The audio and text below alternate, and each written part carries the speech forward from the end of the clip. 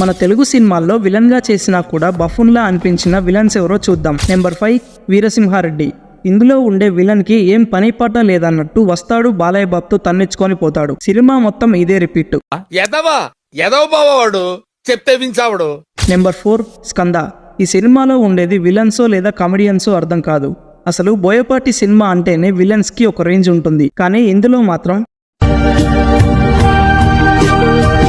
Number 3 Srikanth from Akhanda.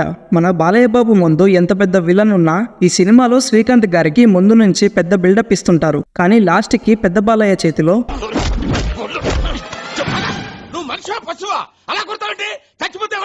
Number 2 Bhanwar Singh Shekhawat. నాకు అప్పుడప్పుడు అనిపిస్తుంది ఈ సినిమాలో విలన్ లేకున్నా స్టోరీలో పెద్ద చేంజ్ ఏమి ఉండదని. పుష్ప 2 రిలీజ్ కి ముందు ఫాహద్ గారికి ఉన్న హైపు అంతా ఇంత కాదు, కానీ సినిమా చూసిన తర్వాత ఆడియన్స్ అందరూ. And finally number 1 Bhairava in Devara. అసలు ఈ సినిమా చూసాక ఈ క్యారెక్టర్ కోసమా బాలీవుడ్ యాక్టర్ అయిన సాయిఫ్ అలీ ఖాన్ ని సెలెక్ట్ చేసింది అనుకున్నా. సినిమా మొత్తం దేవరా దేవరా అని నామస్మరణం చేయడం తప్పితే ఇంకేమీ ఉండదు. అలాగే మీకు ఓవర్ గా అనిపించిన విలన్ రోల్ ఏంటో కామెంట్ చేయండి.